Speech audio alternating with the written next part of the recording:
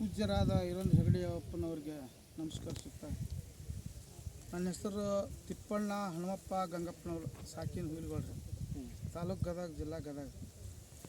ಸಲ ಈ ಸಿರಿಧಾನ್ಯದ ಬಗ್ಗೆ ಕೊಪ್ಪಳದೊಳಗೆ ತರಬೇತಿ ಕೊಟ್ಟಿದ್ದರು ನಮಗೆ ಬಸಪ್ಪಜ್ಜವ್ರು ಅಂತೇಳಿ.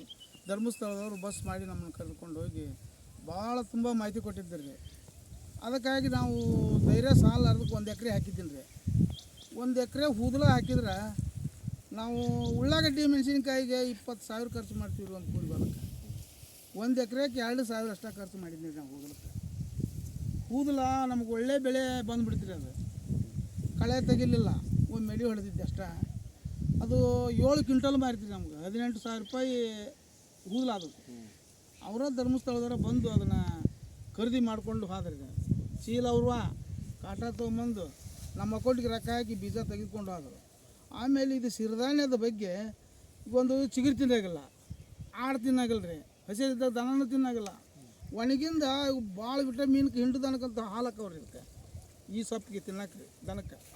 ನಮಗೆ ಮಕ್ಕಳು ಮರಿಗೆ ಇದ್ರ ಊಟ ನಾವು ವಾರದಾಗ 1-2 ಸಲ ಮುದ್ದೆ ಮಾಡ್ತೀವಿ, ರೊಟ್ಟಿ ಮಾಡ್ತೀವಿ ರೀ. ಹಿತ ಊಟ ರೀ, ಸಂತೋಷ ಆಗುತ್ತೆ ನಮ್ಗೆ ಊಟ ಮಾಡಿದ್ರೆ. ಅದರಿಂದ ಊಟ ಯಾವುದೂ ಇಲ್ಲ, ಅನ್ನನ ಆಗೋದಿಲ್ಲ, ನಮ್ಗೆ ಉಪ್ಪಿಟ್ಟು ಆಗೋದಿಲ್ಲ, ಯಾವುದು ಚಪಾತಿನಾಗ ಅಷ್ಟು ಸರಿ ಊಟ ಆಗುತ್ತೆ ರೀ. ಒಳಗೆ ನೆಮ್ಮದಿ ಇರ್ತೀರಿ ಪ್ರಕೃತಿ.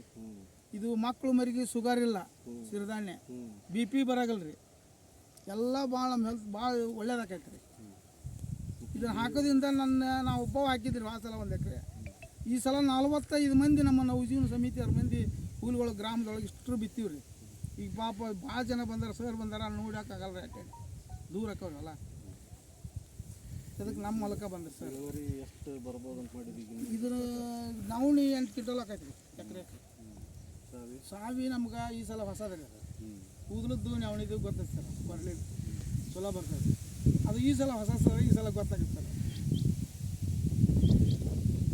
ಬೆಂಗಳೂರಿಗೆ ಹೋಗಿದ್ವಿ ರೀ ನಾವು. ಈಗ ಅರಕ್ಷದಿಂದ ಕರ್ಕೊಂಡು ಹೋಗಿದ್ರಿ ನಮ್ಮನ್ನು ಬಸ್ ಮಾಡಿ ರೈತರ. ಹ್ಞೂ ರೀ, ಬೆಂಗಳೂರು ಅರಮನೆ ಮೈದಾನ ಸರ್. ಅಲ್ಲಿ ಇದನ್ನು ಮಾಹಿತಿ ಹೇಳಿದ್ರು ಸರ್, ಭಾಳ ಹೇಳಿದ್ರು. ಅಲ್ಲೇ ನಾವು ಹೋಗಿದ್ವಿ ನಾವು. ಅಲ್ಲಿ ಇನ್ನೂ ಇದನ್ನು ಬರೀ ನಿಮ್ಮ ಊರಲ್ಲ ಸುತ್ತಮುತ್ತಲು ಎಲ್ಲ ಹಳ್ಳಿಯವರು ಇದನ್ನು ನೋಡಿ ಮುಂದೆ ಪ್ರಚಾರ ಆಗುತ್ತೆ. ಖರ್ಚು ಎಷ್ಟು ಮಾಡ್ತೀರಿ ನೀವೀಗ? ಈಗ ಭಾಳ ಈಗ 2,000 ಹೋಗೈತೆ ರೀ. 2 ಸಲ ಅಡಿಗೆ ಒಮ್ಮೆ 1,000 ಕೊಟ್ಟೀನಿ ರೀ, ಒಮ್ಮೆ 1,000 ಕೊಟ್ಟೀನಿ ರೀ. ಒಂದು 4 ಮಂದಿ ಕಳೆ ತಗೋದಾರ ರೀ. ಅವು ಕಸ ಭಾಳ ಇದ್ದಿಲ್ಲ ರೀ, ಮಳೆ ಹೆಚ್ಚಿಲ್ಲ, ಕಸ ಜಾಸ್ತಿ ಆಗ್ತದೆ.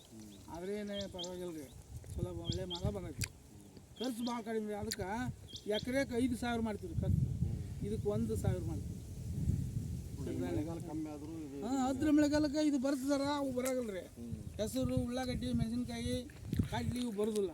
ಇವು ಅದ್ರ ಮಳೆಗಾಲಕ್ಕೆ ಒಳ್ಳೆ ಬೆಳೆನ ಅದೇನು ಕೆಡಂಗಿಲ್ಲ, ನುಕ್ಸಾನಿಲ್ಲ, ರೈತರಿಗೆ ದೊಡ್ಡ ಲಾಭದಾಯಕ ರೀ.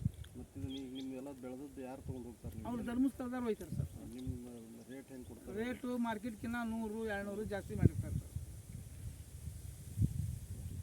APMCಕಿನ್ನ ಒಟ್ಟು ಹೆಚ್ಚಿಗೆ ಹಾಕಿ ಕೊಡ್ತಾರೆ. ಅವ್ರು ಚೀಲ ಸಂಬಂಧ ಅಳತಿ ಮಾಡಿಕೊಡ್ತೀವಿ ರೀ. ನಾವು ಹೇರ್ಕೊಂಡು ನಮ್ಮ ಅಕೌಂಟಿಗೆ ರೊಕ್ಕ ಹಾಕಿ ಬೀಜ ಹೋಯ್ತು. ನಮ್ದು ಒಂದು ಸ್ಕೀಮ್ ಐತಿ, ರೈತ ಸಿರಿ ಅಂತ ನಮ್ಮವ್ರು ಹೇಳಿದಾರೆ. ನೀವು ಈಗ ನಮ್ಮದು ಬೆಳೆ ಸಮೀಕ್ಷೆ ಏನು ಮಾಡ್ತಾರಲ್ಲ ಬಂದು, ಆ ಬೆಳೆ ಸಮೀಕ್ಷೆ ಒಳಗೆ ಈ ಬೆಳೆ ನಿಮ್ಮದು ಇತ್ತು ಅಂತಂದ್ರೆ ನಿಮ್ಗೇನು ಯಾವ ಅರ್ಜಿ ಹಾಕ್ಲಾರ್ದಂಗೆ ನಿಮ್ಗೆ ರೈತರಿಗೆ 1 ಎಕರೆಗೆ 4,000 ಅಂದರೆ 1 ಹೆಕ್ಟ್ರಿಗೆ ನಾವು 10,000 ರೂಪಾಯಿ 2 ಹೆಕ್ಟರ್ ಮಟ್ಟ ಅಂದ್ರೆ ನಿಮ್ಗೆ 5 ಎಕರೆ ಮಟ್ಟ ಏನು ನಿಮ್ಮ ಅಕೌಂಟಿಗೆ ಕೊಡ್ತಕ್ಕಂಥ ಸ್ಕೀಮ್ ಐತಿ.